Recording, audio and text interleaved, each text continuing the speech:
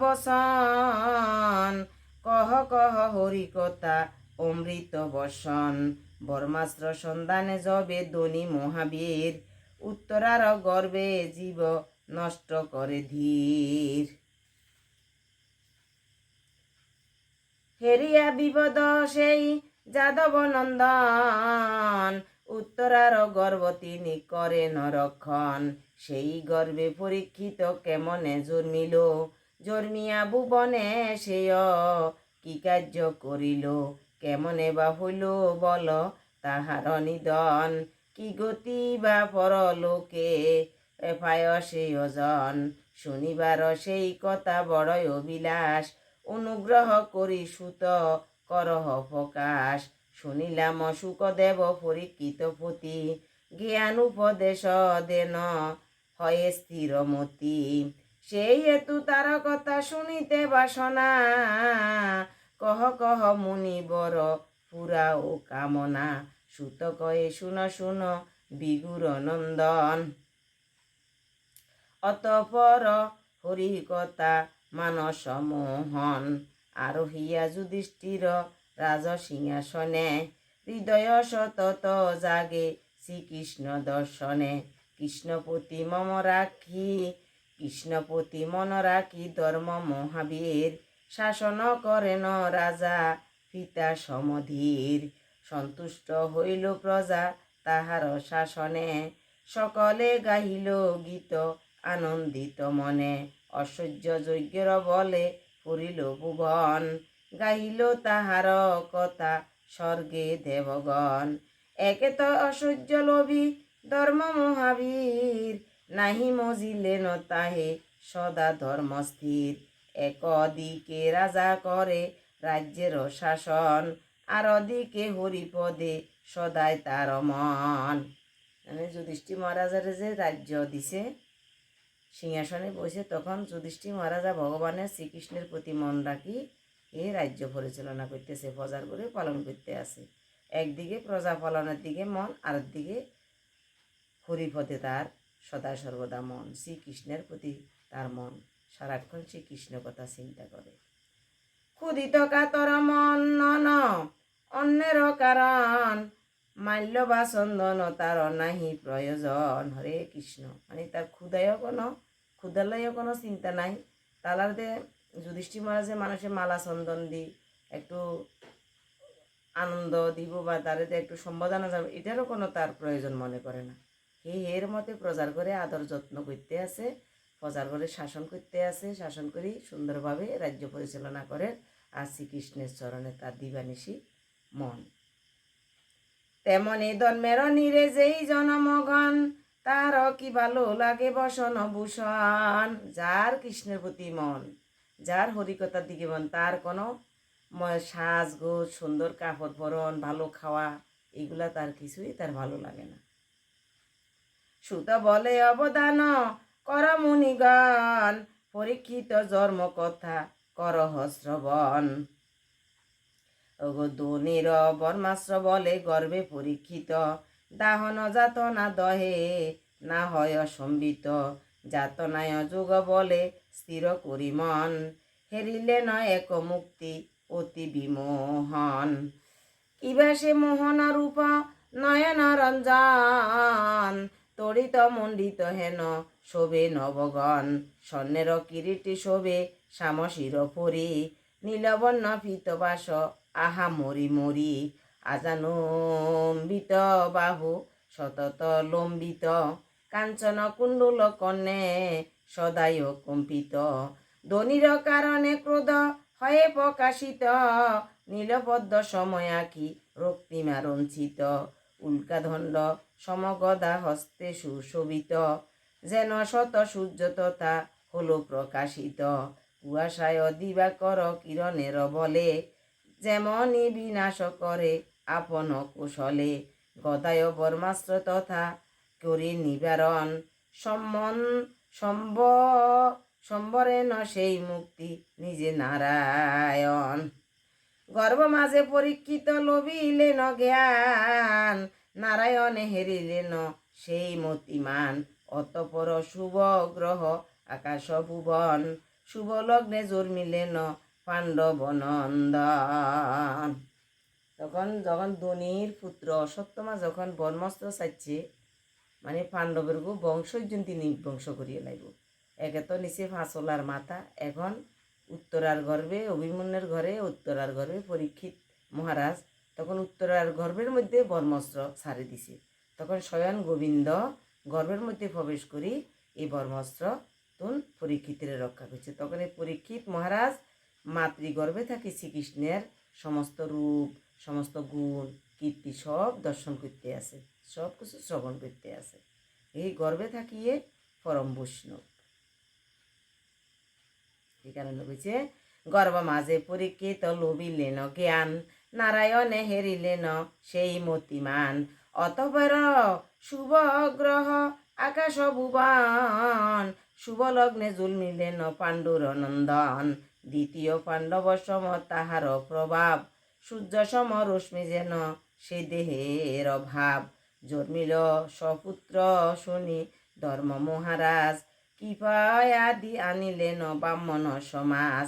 নানা মতে জাত কর্ম করি সম্পাদন, গুরু ভূমি গ্রাম দিজে করে নয় অর্পণ। সুবর্ণ উৎকৃষ্ট দ্রব্য অকাতরে দান, যোগজনে দিয়া ধর্ম রাখিলেন মান। হইল সকল বিপ্র অতি পরিতোষ, আশীর্বাদ করিলেন হইয়া সন্তোষ। জিজ্ঞাসেন ধর্মরাজ সকল ব্রাহ্মণে, বালকের ভাগ্য ফল কি দেখিলা মনে।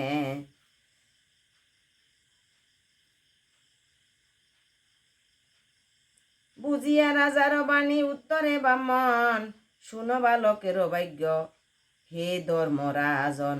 কুরুবংশ অলঙ্কার এই শিশু হয়, আসিল ধনির কোপে মৃত্যুর নিশ্চয়।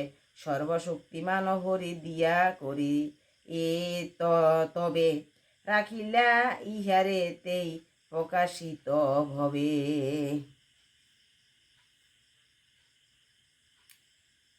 যখন উত্তরার গর্ভে সপুত্র শব্দের অর্থ মানে এই অর্জুনের পুত্র তো অভিমন্যুর পুত হয়েছে পরীক্ষিত রাজা। তখন যখন ব্রাহ্মণ আনছে, এই ব্রাহ্মণ সমাজ আনছে মানে জাতকর্ম করিবার লাই। আমরা যে সন্তান আদি হইলে 15 দিন বা 1 মাসের সময় এই ঘন ঠাকুরানিতে গনাই এটা এই মানে এই পুষ্টিপত্র করে এটাই। তখন জাতক ব্রাহ্মণ আয়, যখন ব্রাহ্মণ সমাজ আসে তখন জিজ্ঞাসা করছে মানে এই সন্তানটা কীরকম হইব বা মানে কীরকম তার প্রভাব হইব। তখন তার আশীর্বাদ করে কইছে দে, জিজ্ঞাসেন ধর্মরাজ সকল ব্রাহ্মণে, বালকের ভাগ্য ফল কি দেখাইলে মনে, মানে এই বালকের কীরকম ভাগ্য ফল হইব। তখন বুঝি ব্রাহ্মণেরা বলছে বুঝিয়া রাজার বাণী উত্তরে ব্রাহ্মণ, শুনো বালকের ভাগ্য হে ধর্মরাজন। কুরুবংশ অলঙ্কার এই শিশু হয়, আসিল ধনির কূপে মৃত্যুর অনিশ্চয়। কইছে কুরুবংশের এই সন্তান অলঙ্কার হইব, ধনির ব্রহ্মস্রোতন হে মুক্তি পাই, হে একদম সর্বশক্তিমান হরি দয়া করি তবে রাখিলা ইহারেতেই প্রকাশিত ভবে। মানে সর্বশক্তি দি ভগবান ওরে রক্ষা করি, এখন হে সর্বশক্তিমান ওই কুরুবংশ অলঙ্কার ওই জন্মেছে। তাহার প্রসাদে শিশু পাইল রাজন, বিষ্ণু দত্ত নাম রাখ তাহার কারণ। ওগো ভবিষ্যতে হবে শিশু সর্বগুণবান, কুরুবংশ অলঙ্কার রবে বংশমান। বলছে বিষ্ণু দত্ত নাম মানে বিষ্ণু অংশে তো জন্ম বিষ্ণু দত্ত, তার এইভাবে তার নাম রাখো। এত শুনি ধর্ম পূর্ণ জিজ্ঞাসী সকলে, পূর্ব বংশ যশ কি গো রবে শিশু বলে। যা কহিলা পিতৃগণ ভুবন ভিতর, শিশু কি হইবে সেই গুণের আকর। এতে কবচন শুনি সকল ব্রাহ্মণ, শিশুর লক্ষণ এবে করহ শ্রবণ। ইক্ষাকু সমান শিশু বংশ অলঙ্কার, দ্বিজাতীয় হিত কর সত্যের আকার। দাস রতি সম প্রজা করিবে পালন, শিবির সমান দাতা দুঃখীর রক্ষণ। ভারতের সমকীর্তি হবে প্রকাশিত, ফাত্য কার্য বীর্য সম বিক্রমে বিদিত। অগ্নিসম হবে শিশু দুদর্শ সকলে, দুর্লগ্ন দুর্লগ্ন সাগর দুর্লগ্ন সাগর সম হবে ভাগ্য ফলে। সিংহ সম পরাক্রমী হইবে তো নয়, হিমালয় সম সুখী হইবে নিশ্চয়। পৃথিবীর সমান ক্ষমা ধরিবে বালক, পৃথিবী যেরকম মানুষের ক্ষমা করে মানে এই বালক কি কি গুণ হইব এটা কইছে। পৃথিবীর সমান সে ক্ষমা হইব মানে যতই অন্যায় করক ফজারা ইয়া করক হে ক্ষমা করে দিব। পৃথিবীর সমান ক্ষমা ধরিবে বালক, মাতা পিতা সমদীর সজ্জন পালক। বর্ম সম হবে শিশু পশুপাতহীন, আশুতোষ সমতুষ্ট আরাধ্য প্রবীণ। নারায়ণ সম হবে সমান আশ্রয়, কৃষ্ণ সম গুণবান শুন মহাশয়। রতিদেব সম হবে উদরতাময়, ধার্মিক জাতি সম হইবে ন নিশ্চয়। প্রীতি সম ধৈর্যশীল হইবে সন্তান, প্রহ্লাদের সমভক্ত জগতে প্রমাণ। বহুতর অশ্বমেধ করিবে নিশ্চয়, গুরুজনে ভক্তি পূজা সদামতি রয়। শিশুগণে রাজ্য হবে ধর্মেতে শোভন, ইয়া অপেক্ষা বহু গুণ ধরিবে রাজন। ধর্মেতে আচার বষ্ট যেই জন হইবে, কলির শাসিত শিশু তারে দণ্ড দিবে। বিষয় বাসনা সবে তেজিবে সন্তান, বর্ম সাবে সর্বাঘাতে তেজিবে প্রাণ। প্রাণ তেজি হরিপদে করিবে গমন, মৃত্যুকালে গঙ্গা তীরে হবে আগমন। তারিতে তাহারে তথা ব্যাসের তো নয়, আসিবে না সুখদেব ঋষি সে সময়। মৃত্যুরে নিশ্চয় করি শিশু জ্ঞান বলে, আত্মতত্ত্ব জানিবে ন সুখের কৌশলে। আত্মতত্ত্ব জানি যবে হইবেন স্থির, গঙ্গা তীরে সুখে প্রাণ তেজিবে নদীর। পরলোকে ভয় নাই তাহার মরণে, আত্মতত্ত্ব বলে ইহা জানিবে ন মনে। এতে কহিয়া তবে যতে কবা মন, আশীর্বাদ করি নিপে করিল গমন। সুত কয়ে শুন শুন শুনক নন্দন, কেন তাহে পরীক্ষিত করে সম্বোধন। ধনির বর্মাস্ত্র গর্ব করিতে রক্ষণ, আবরণ রূপে যবে জানো নারায়ণ। তৎকালে হরিয়া স্পর্শে শিশুর অন্তর, জন্মিল পূর্বেতে জ্ঞান গর্বের ভিতর। গর্ব মধ্যে বালকের হয় জ্ঞান যোগ, তথায় বিভিন্ন চিত্ত হইল বিয়োগ। পুরুষ রূপেতে তথা হেরে নারায়ণ, জগত পুরুষ রূপে শাস্ত্রের বচন। যখন জন্মিল সুত সংসার ভিতর, জগত হেরিয়া ভাবে আপন অন্তর।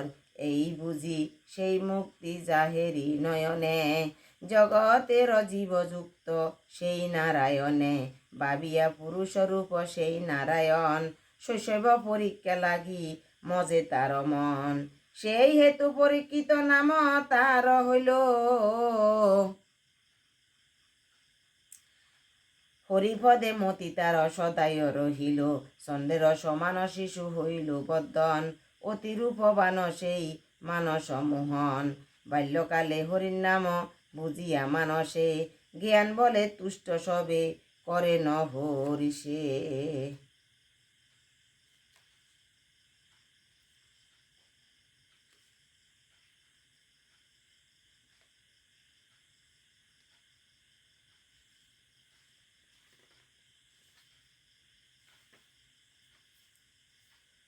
পুত্র লোভী যুধিষ্ঠির আনন্দিত মন, সুখেতে মজিয়া প্রজা করে ন পালন।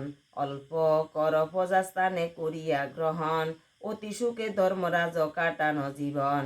অশ্বমেধ যজ্ঞ লাগি করি অবিলাস, সবাকারে সেই কথা করে ন প্রকাশ।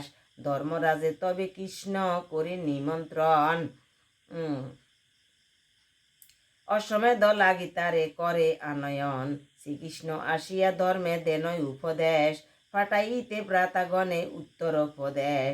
প্রভুর সুবর্ণ তথা আছে বিক্ষেপিত মরুযজ্ঞ পাত্র তাহা জগতে বিদিত সেই ধন সবে মিলি করি আনয়ন অশ্বমেধ যজ্ঞ তুমি করহ সাধন কৃষ্ণই উপদেশ মতে তবে ধর্মপতি পাঠানয় উত্তরে সব সুদর সুমতি হেনয় উপদেশ মতে আনি বহুদান অশ্বমেধ যজ্ঞ ধর্ম করেন সাধন ব্রাহ্মণের দ্বারা যজ্ঞ করি সমাপ্রণ শ্রীকৃষ্ণ করেন ইচ্ছা দ্বারকা গমন যুধিষ্ঠিরে জানাইয়া শ্রীমধুসূদন পাত্রসহ দ্বারকায় করেন গমন কিছুদিন রাজ্য করি রাজা যুধিষ্ঠির পরীক্ষিতে রাজ্য দিতে করিলেন স্থির সুভদ্র শিলগীত ভাগবত সার পরীক্ষিত জন্ম কথা সুতের বিচার পরীক্ষিতের জন্ম